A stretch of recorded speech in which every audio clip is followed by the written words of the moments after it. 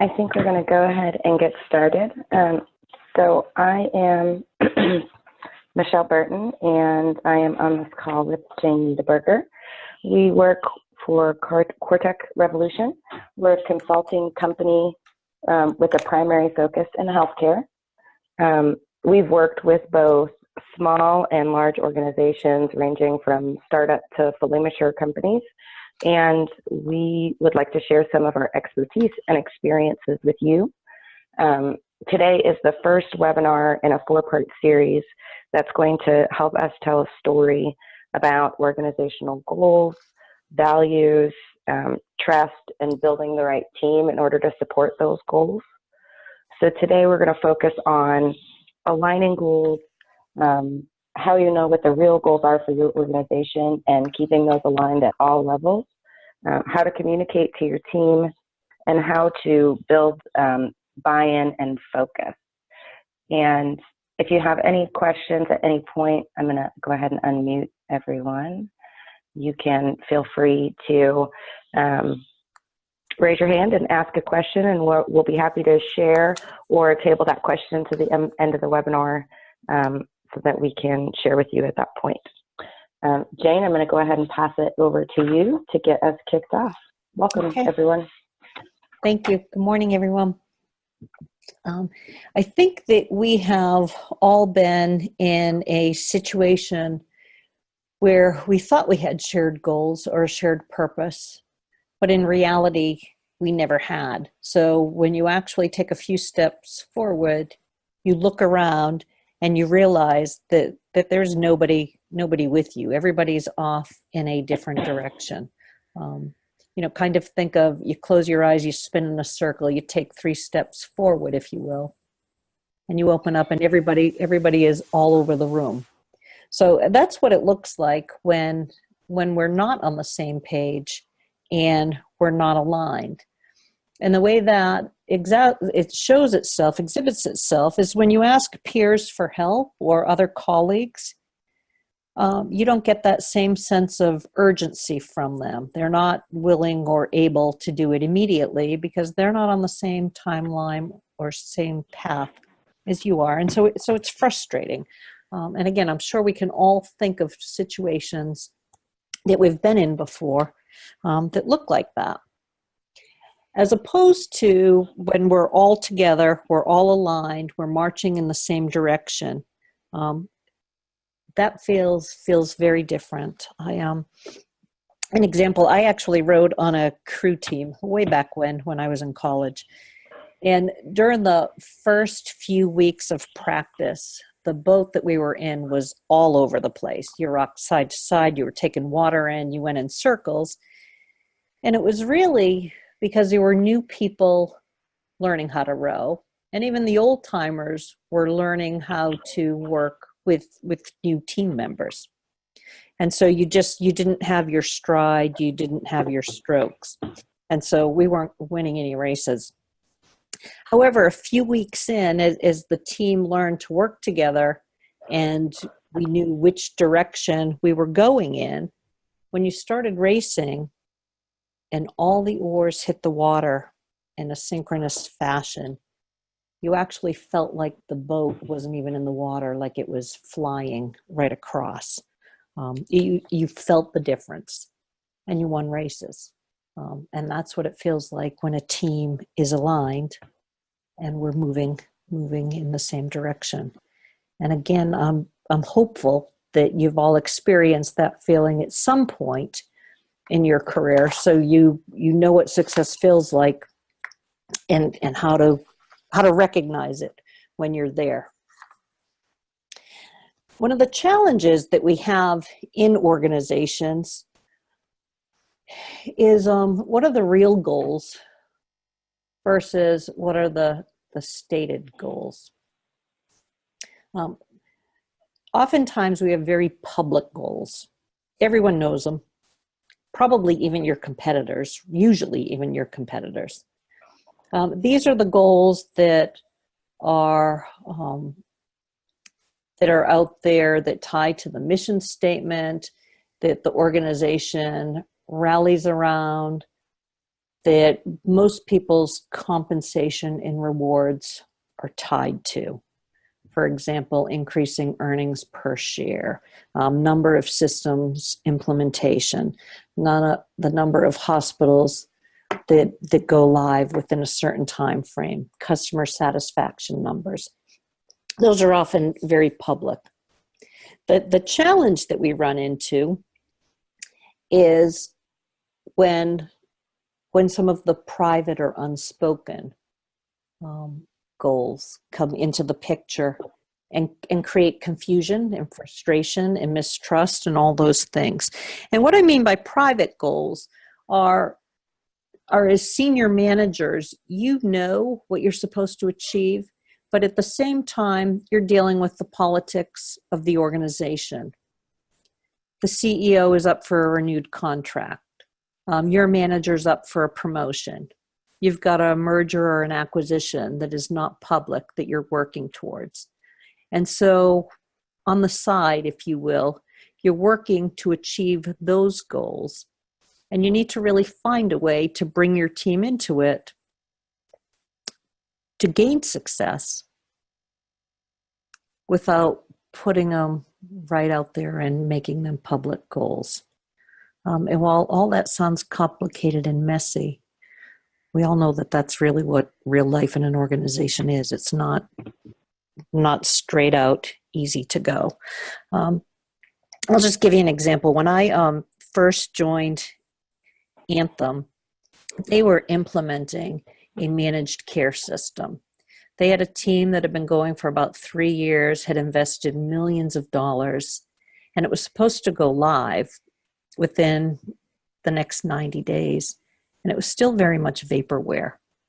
So I was hired to come in, kill the project, and get a new managed care system up and running within 90 days.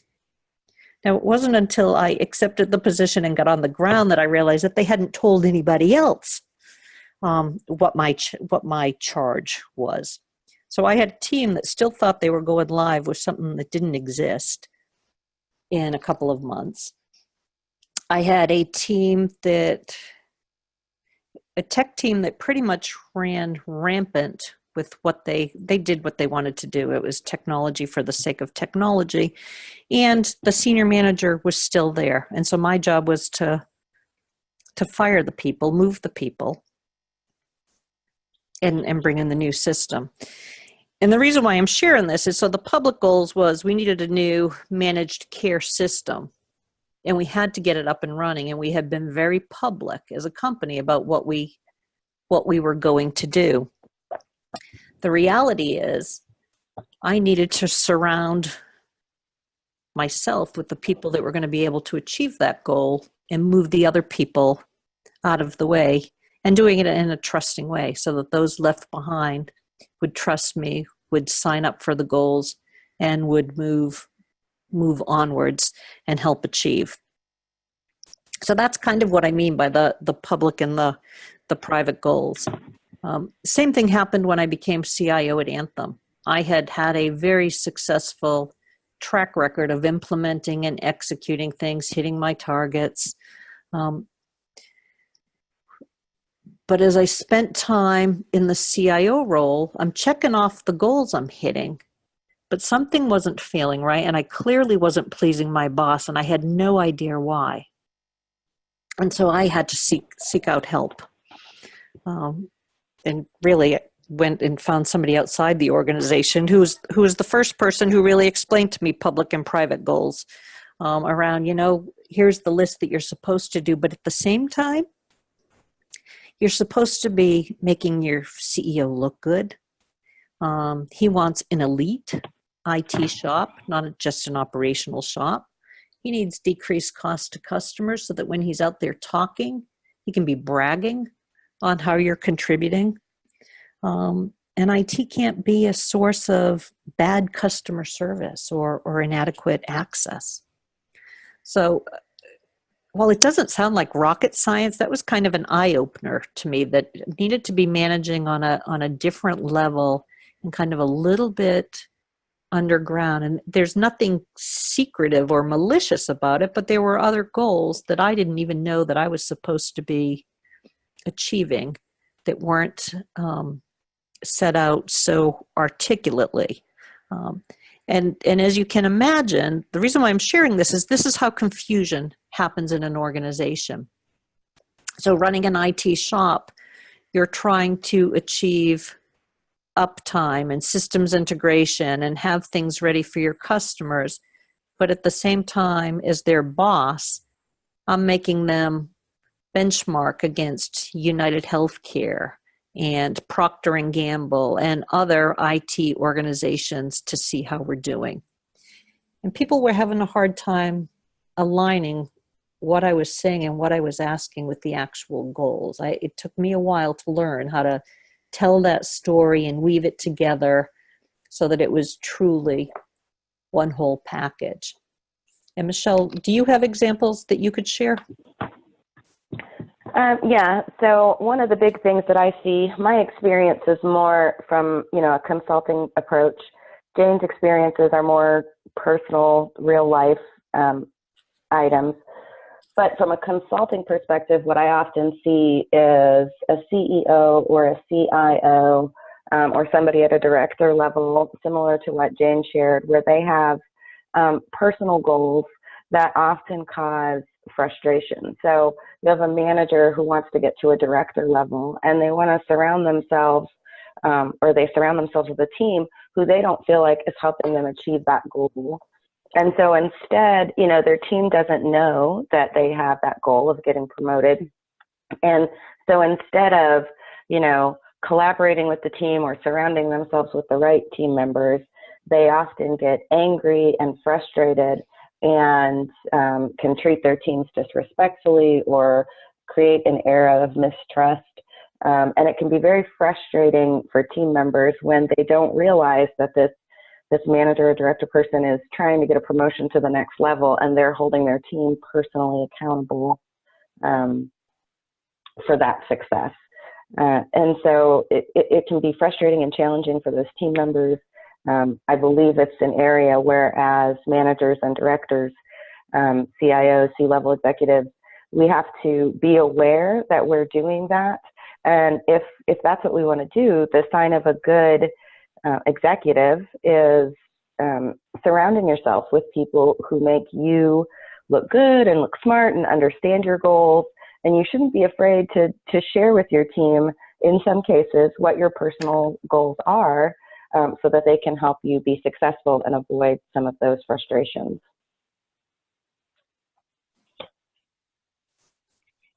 Thank you. The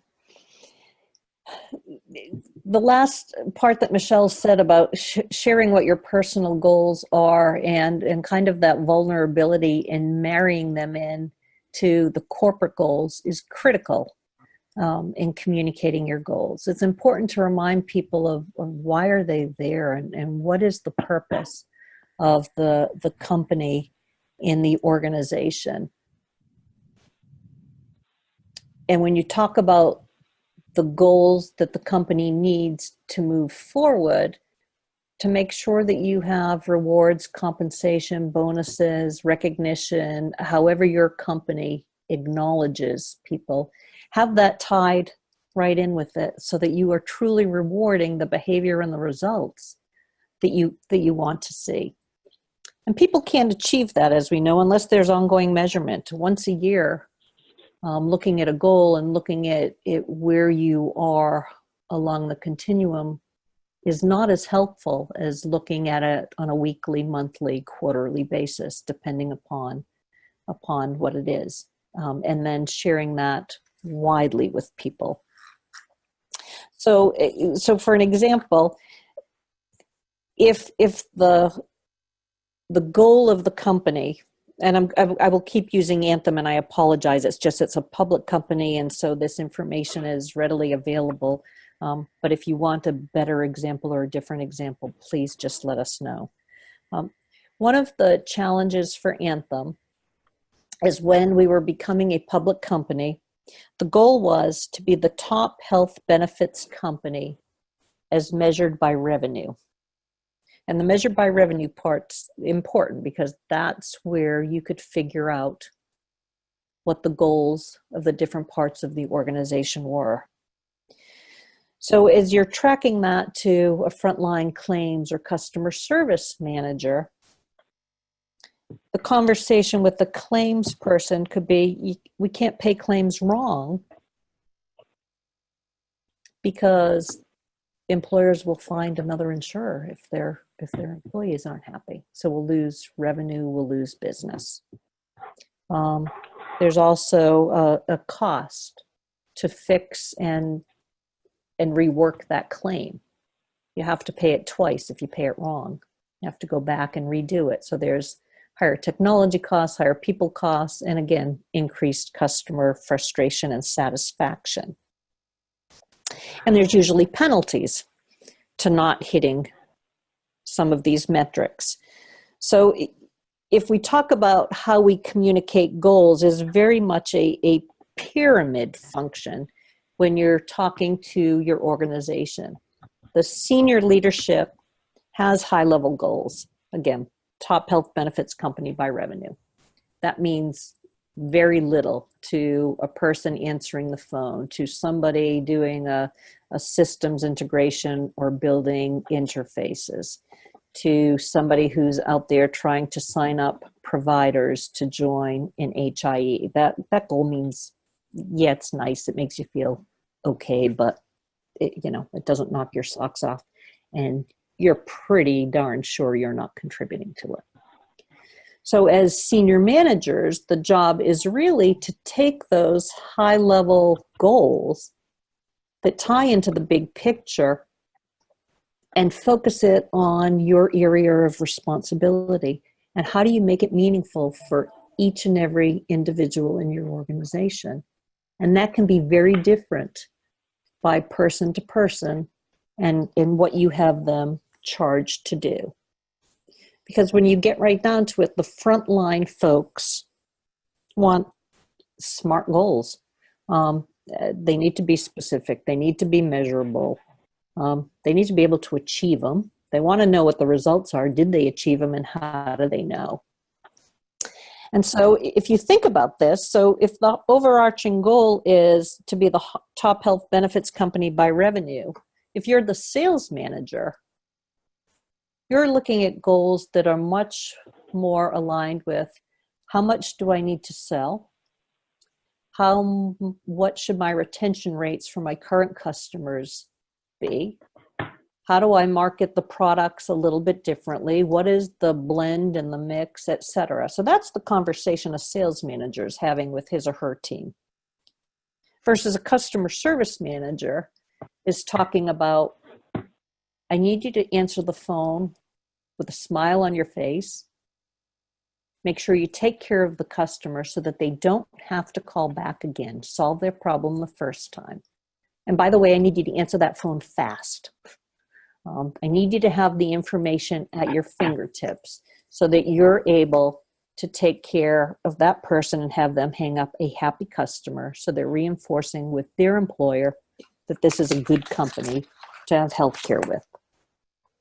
If you're a tech manager, you're having the conversation about what systems need to be there, need to be working. What is the availability of them?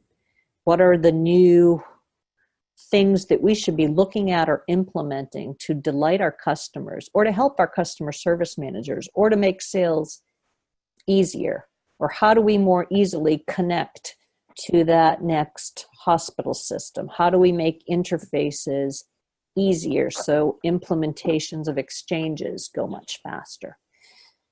So each management level, each organization is having very, very different conversations, yet they're all tying up to that same corporate goal if we do it properly.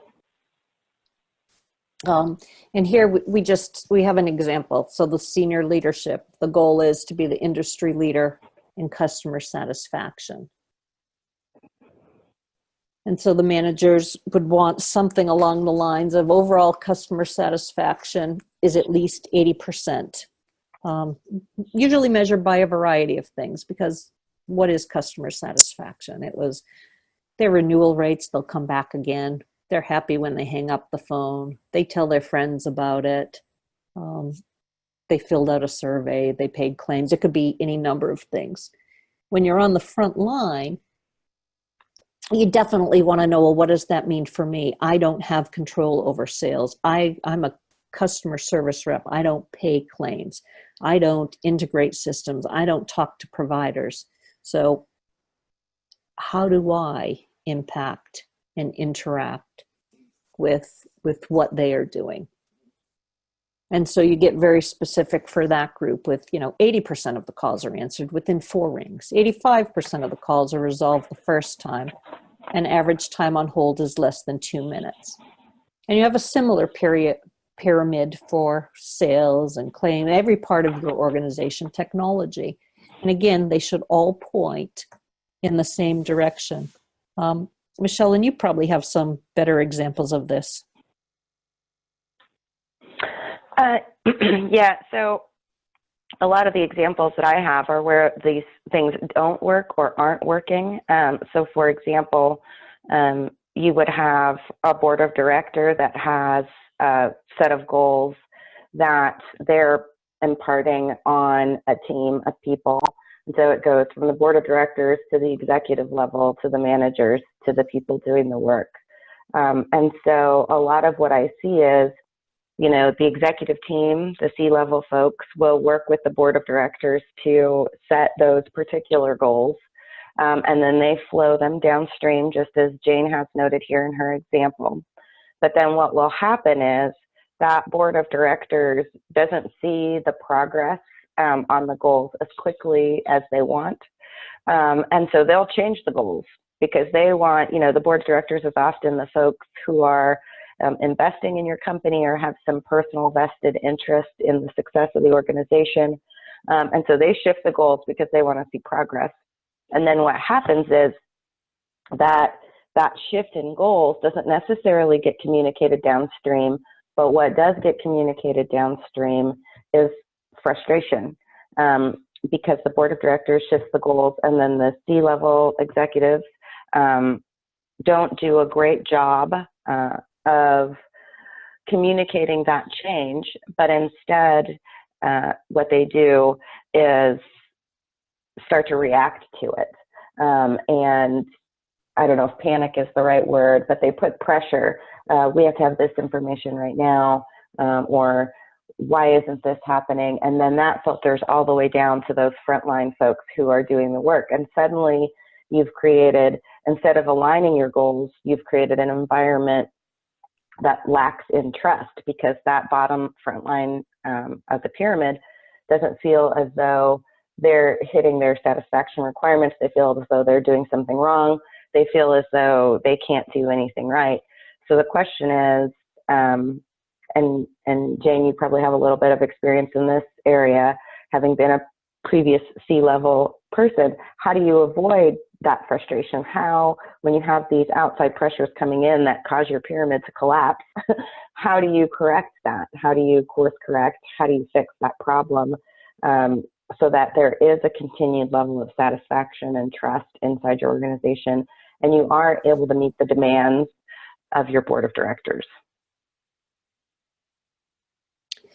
Yeah, it's a hard scenario. No one ever says it's easy, right? And part of it is how you share and how you communicate and report on your goals with your team. One of the things that we would do at Anthem, and some worked and some didn't, quite frankly, is we were hitting when I was CIO, we were hitting our numbers for systems being available to the business. And what I mean by that is, if you're a customer service rep, you needed your customer interfaces and the enrollment and billing data and everything up and available from 7 in the morning to 7 at night. So you needed access to that to be able to see it. If you were a claims processor, that timing was from 5:30 in the morning till 6 at night, because that's when claims were processed. If you were a marketing person, it was different, but everybody had their own window, and we knew what those critical times were for each of the business. And we had sat down and talked to them about, 100% availability is the best way. We get that, but sometimes something will go bump. So we'd monitor on a daily basis how systems were doing and were we making our customers happy. At the same time, we'd get messages from the board and other senior managers, our costs were too high. We needed to cut back. Technology was running high. Anybody who's run a tech shop hears that at some point. Are we overhead versus innovation? And so you feel like you're squeezing people from both sides. Keep the systems up, keep the customers happy, but you can't hire any more people, and you can't have any more overtime, and you can't. And people very much feel like they are boxed into a corner. And so by having the dialogue that I pretty much shared with you, with we need to do this, but we need to reduce our costs. What I have found are people will get creative with you and will help you. Well, here's how we can still hit our goals. Here's what we can do. And here's how we can achieve both parts at the same time.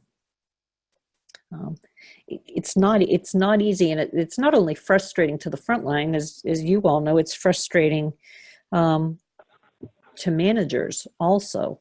But I think part of what helps with that too is how often do we share the information and let people know how we're doing, because the more often that they're seeing progress and seeing forward momentum, the less likely those goals are to change dramatically.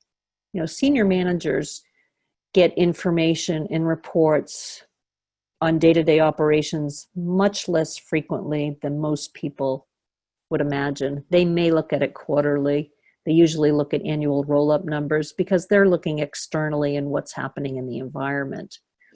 Whereas some of the management level and the frontline staff are dealing with it day in and day out. And so they're grappling with it at a whole different level. And the onus becomes, as a management team, what do you need to be able to achieve both sets of goals, and how do you voice that, and how do you share that within the organization so that your team sees that you're supporting them and wanting them to hit the goals.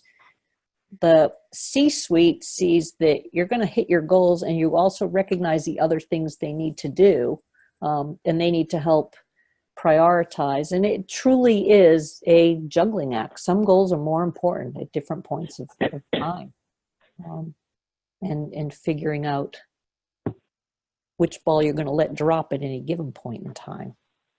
And Michelle, do you want to chime in there? No, I agree. I think that's a lot of what I see. And I think also, staying engaged without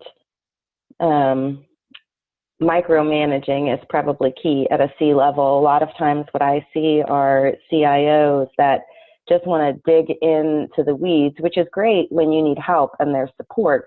But when you're talking about meeting goals at a C level, you want to get status from the people underneath you, but you don't want to go all the way down, to the front line and look over their shoulder how they're doing their work, because that creates a very negative environment inside the team and inside the organization. It's very reactive and can be unhealthy.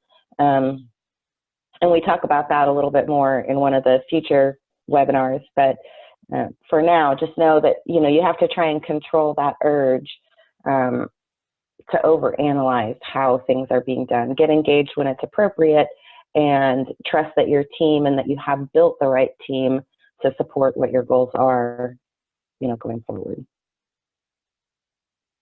Yeah, good point. One of the things that Anthem did really well when we became a public company, because we weren't a public company. Then we became a public company. And so that was a learning process for the entire organization. And the communication and figuring out the right level of detail was critical. The CEO would meet with the entire management team every quarter and share how we were doing. Earnings per share, quarterly metrics, any kinds of financials or things happening in the marketplace. And his expectation was every single manager in that room would take that information and translate it back to their frontline organization into a way that meant something for them.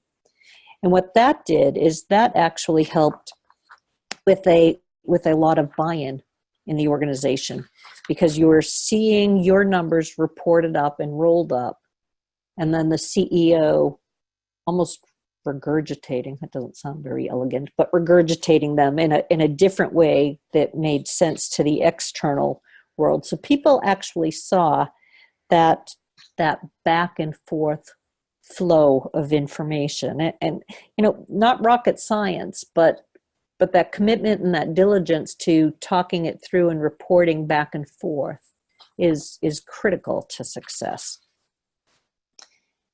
And so as we talk about organizational buy-in and how do you really make goals work and aligned,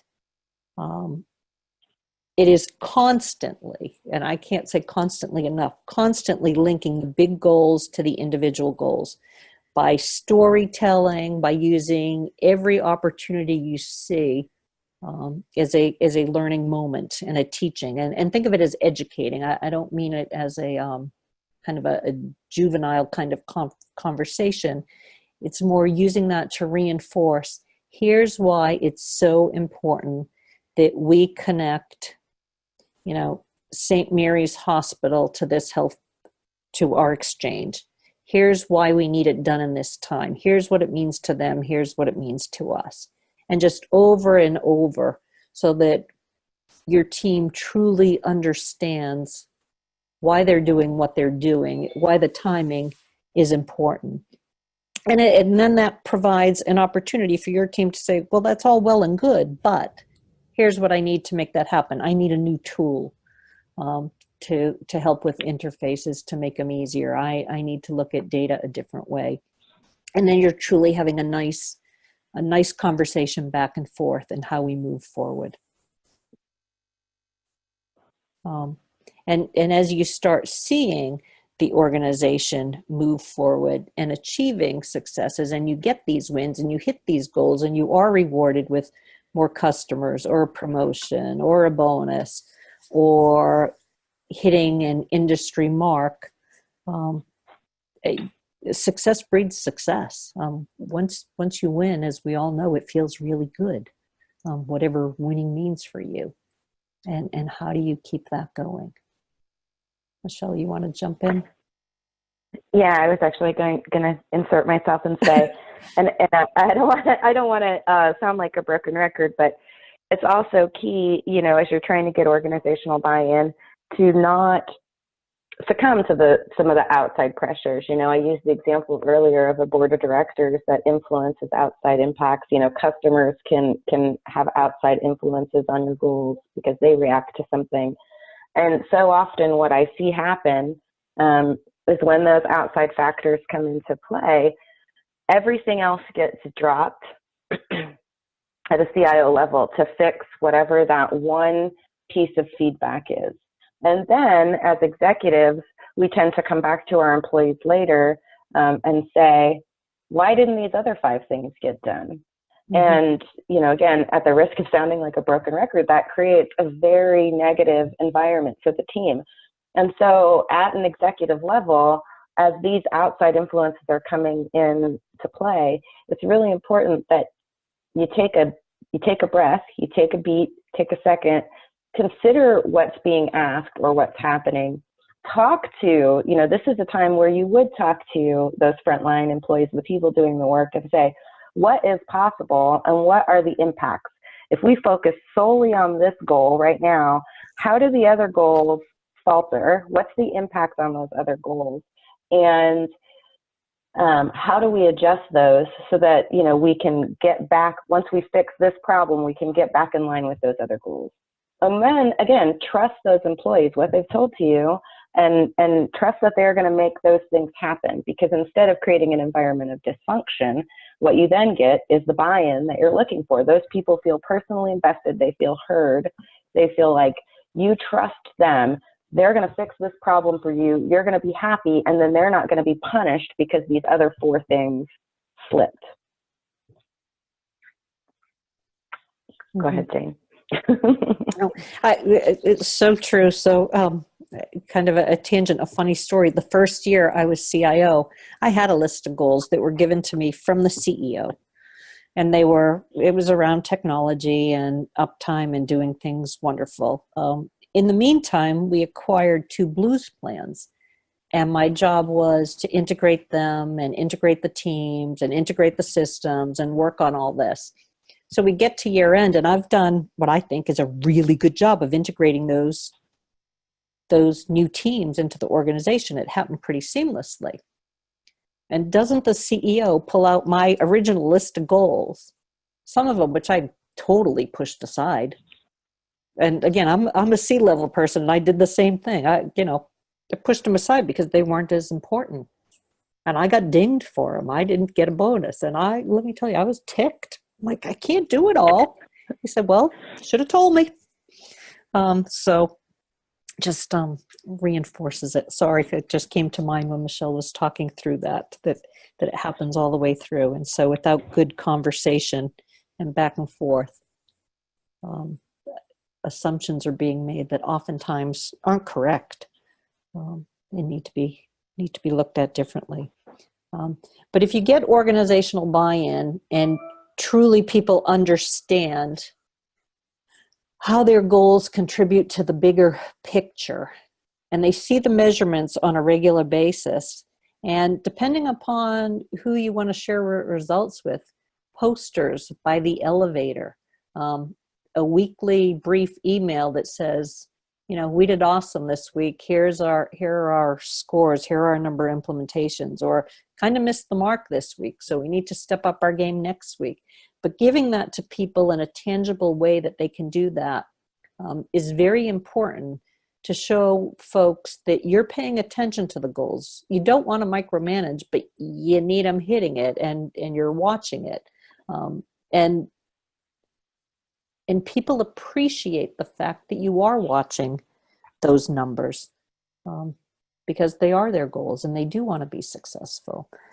And sometimes it goes so far as including your vendors in goals, so that, again, it reinforces the importance throughout the organization. At one point, I had all my data centers outsourced. And so when the technology team would say, well, we can't promise that the systems will be up because we only control a portion of it.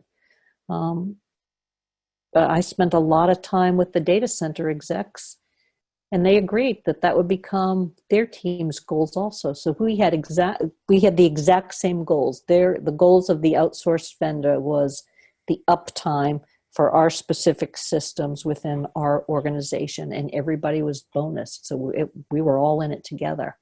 And let me tell you, you don't miss those numbers when you've got everybody really focused on where they want to go, and you're having a communication. And the interesting part is, if you have a lapse in communication and you have enough people signed up for common goals, they will prod you to be better. Where are we? How are we doing? Are we on track? Is everything still the same? And it keeps you as a senior manager on your toes, because they're watching also, and how you do it. So, and I would add to that, Jane, as you're tracking these goals, make sure, especially at an executive or management level, that your employees aren't afraid to come to you when they're not hitting their goals because they've got a problem. Because so often, and I see this over and over and over again with my clients, that the C-level people say that they have an open door policy, but they don't really mean it when it comes to negative information. They want you to come to them with, positive positive updates, not negative ones. And when you do come with negative ones, you know, there's a lot of blame and finger pointing that happens as a result. But you have to give your team an environment where they can come to you and say, look, this bad thing is happening. We're not going to hit this goal.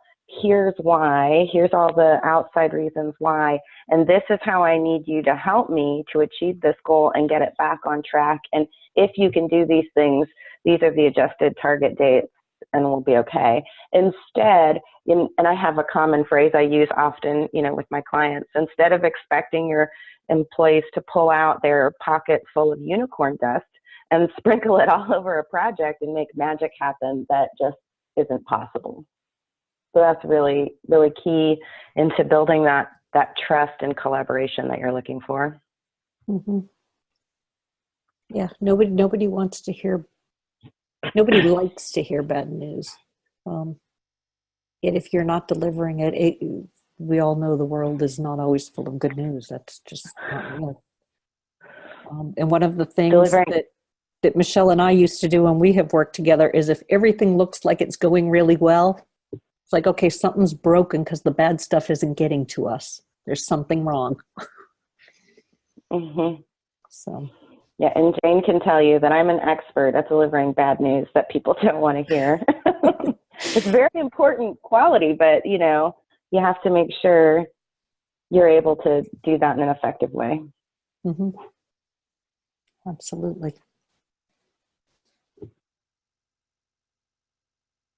Michelle, do you want to wrap up or take questions or? Yeah, sure. Are there any questions at this point, items we didn't cover that anyone would like to, you know, have more information shared with them? And it's okay at this point if you don't have questions. Just remember that this webinar was the first one in, again, a 4-part series. Next time we're going to be talking about, oh my goodness, it is shared values. And then after shared values, that's when we're going to start to get more into the meat of things around, you know, the trust issues that we talked about, building trust, how you break trust, how you build trust. And then the final webinar is really about building that strong team and making sure you're surrounded by the right team, which is a particular topic that I'm very passionate about because so often I see great people in the wrong role, and so they're failing. And I have a quote that I use all the time, which is kind of funny. Like, if you try to teach a fish to climb a tree, they're going to fail every time. You got to teach a fish how to swim, right? So it's really important that you have the right people in the right roles. So that's a webinar that I hope you'll join us for because I'm super passionate about it. I think that's it. Jane, do you have any additional questions or additional information? Sorry. I don't. There is a link on our website about the core values index, which will give you insight into some of your not your strengths and weaknesses. It's more of the areas that you tend to be more comfortable with in leading and running an organization. We would encourage you to take that if you'd like to learn a little bit more about yourself, and because you'll hear us touching upon that as we go forward. Yeah, and if you take the core values index, it comes in 2 parts. There's the initial version, which is more scaled down. If you find that it's interesting to you and you'd like to take the more detailed assessment as you're thinking about your team and how goals play into making sure you have the right team, just reach out to us, and we're happy to share a link to that detailed assessment as well. Mm-hmm. So thank you for your time. We any feedback, we may be sending you a short survey just so we get feedback on what worked on this for you and what didn't, and so that we just continue to make ourselves better and provide you with more valuable information as we proceed. So thank you. Yeah, thank you for your time.